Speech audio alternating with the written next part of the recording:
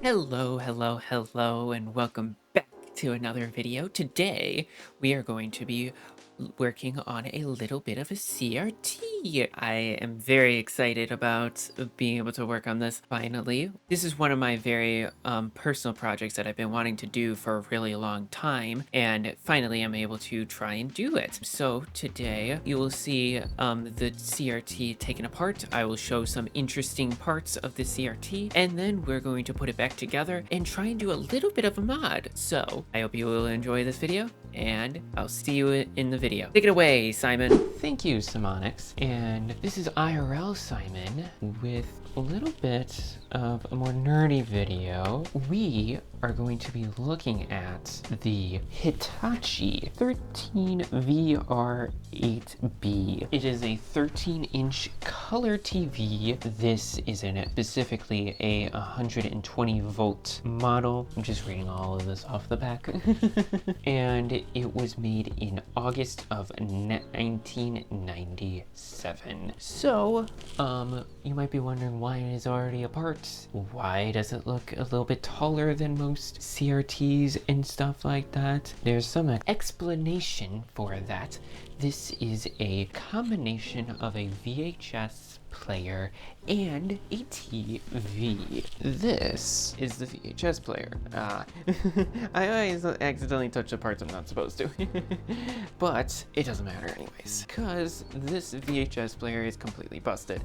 Tried fixing it off camera, it didn't work. So instead of putting it back into the TV and having it be useless eating VHSs, we are going to get rid of it. So, as you can probably tell from the grossness that is right there, yeah, it's pretty gross. So, unfortunately, I don't have any way to clean this right now because I don't have any brushes that are anti-static, and I don't have like a vacuum that's anti-static. I do not want to cause any issues with the board, so for right now, the dust stays on the board.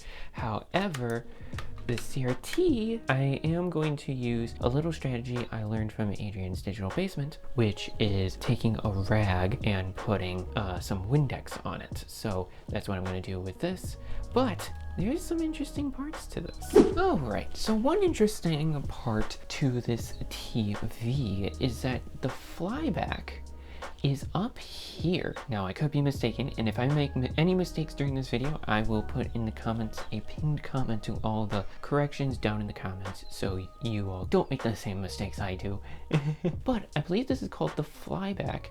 This is where high voltage gets created for the CRT. Basically, essentially, the CRT is a giant capacitor. So the flyback is usually on the board, the main board that I was just showing you a second ago, but they oddly put it up here as a separate board with like this little anode cap. Very interesting. Very interesting indeed, I do have to say. The reason why that's probably up here instead of down on the main board is because the VHS player, they probably didn't have enough space down here, so they put it up here. The only thing is that this thing is heavy and is just being held in by clips, so if this thing is ever dropped, this thing is falling and it's just gonna crack. So very much need to be careful of that. Another weird part that I never noticed is the speaker. The speaker is actually facing down. I thought it was on the side, like on my other CRT that I have that I've taken apart in the past, but it's actually facing down, and it has like this little projection so it goes out the front.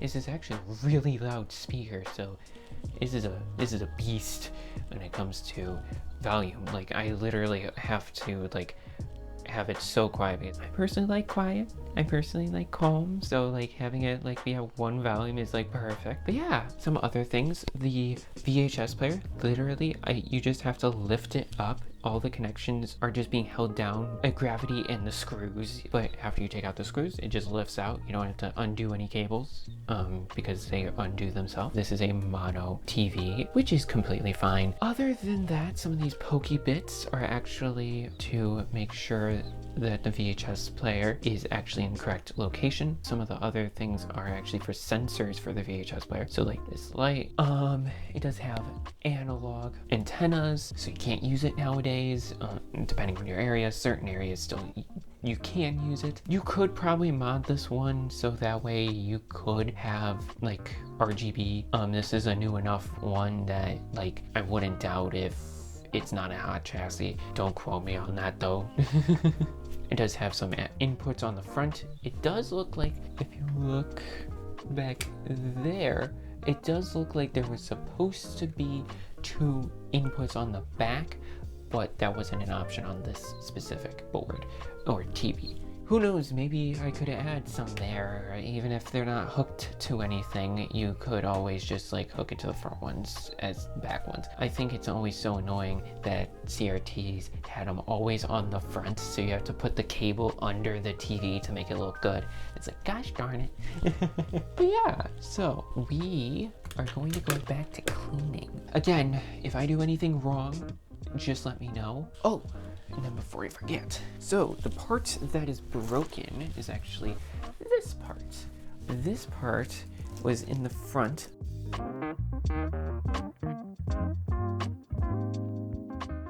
I was the one that accidentally snapped it, and I believe it's to be able to get everything in line. When I opened it up, it was raised up, and I don't believe it's supposed to be raised up. But this one thing just does not want to move. I don't know as much about VHS players. This is like my first VHS player I've like taken apart, and every VHS player is different from the last. If you have any advice of how to be able to like fix this, much appreciated. I know there's some YouTube channels that do this type of stuff, and I'm going to be doing some research. I'm going to be leaving that VHS player out, and then what I'm going to do is just put like some tape or something just temporarily to be able to try and figure that out.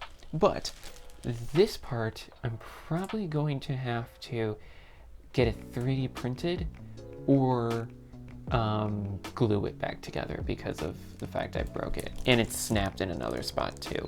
Unfortunate, but this TV does not necessarily need that part in here, hopefully, to function. If it causes issues, then I'll have to probably put it back in and then just keep the tape mod just so that way people don't put VHSs in. We are going to clean this, so let's get to that. So, you might be wondering what I use to clean. I'm going to be using a rag and some Windex. You've learned this strategy from Adrian's Digital Basement. You basically spray a little bit on the rag and then clean the outside because you don't want to take off the coating on the CRT, so you don't want to use like anything too much, and you really don't want to like damage anything. So just a little bit, that's all you need.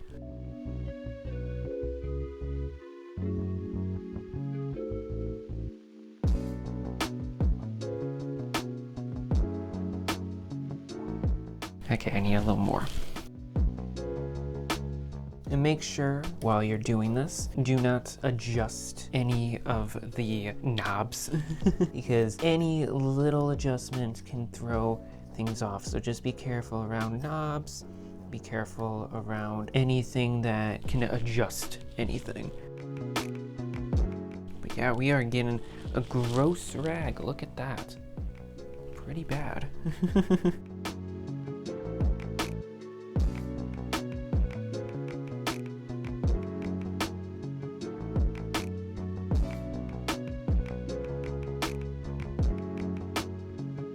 Okay, now to the actual TV. Just kind of wipe it. Don't wipe it too hard. Don't wipe it too soft.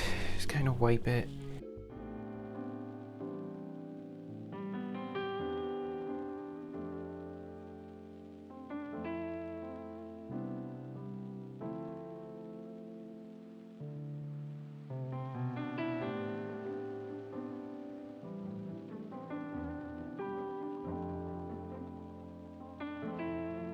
So yeah, it's much cleaner, much cleaner.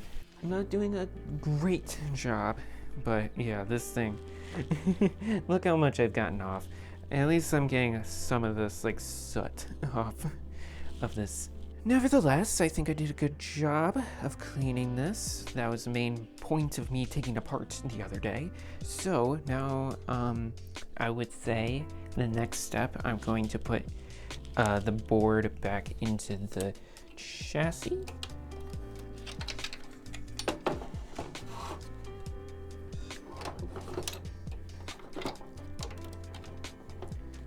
And plug this guy right into there, because that's the only other connection. Then I'm going to leave it dry for a couple hours just to make sure that there is no liquids anywhere near this before plugging it in. So I will be back then. Alrighty, so now we're going to put the CRT back together. I waited a couple days to make it so that way it was completely dry and there was nothing left for the liquids to possibly cause issues. So here's a little bit of a montage of that.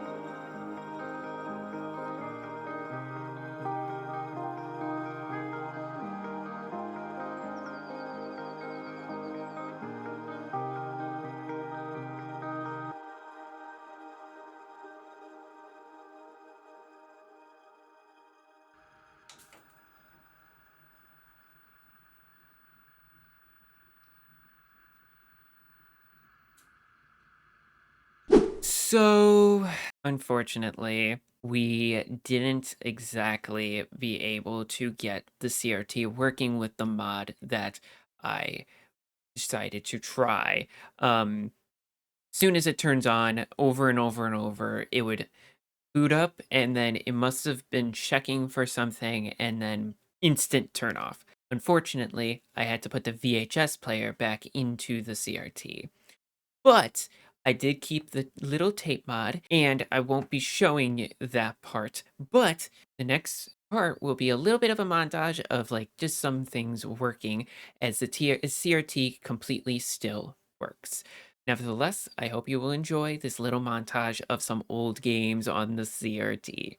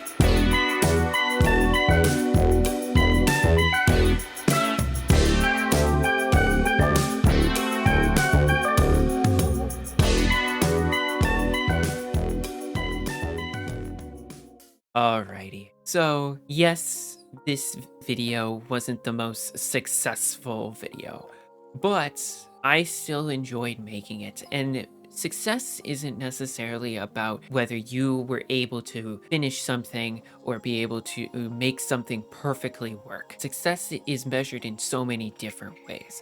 Like this video, I wasn't even planning on making, and I'm really proud I was able to make it.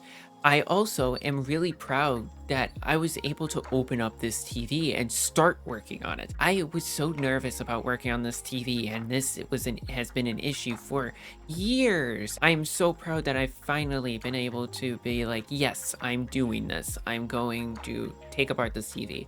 So even though it was a failure now, this is steps in order to fix this TV. In the future, I might make another video about this TV and be able to get it perfectly working and put VHSs into it and be able to do that. But for now, this is the end of the video. Thank you all so much for watching. I really do appreciate it. If you do want to support me and my content, you could hit that subscribe button down below to see more content just like this, or you could hit that like button down below just to let me know that you like this video. If you don't like this video, you can always hit that dislike button to be able to tell me as well. Nevertheless, thank you all so much for watching. I hope you have a great and wonderful rest of the day, and I will see you all in the next video. Bye-bye!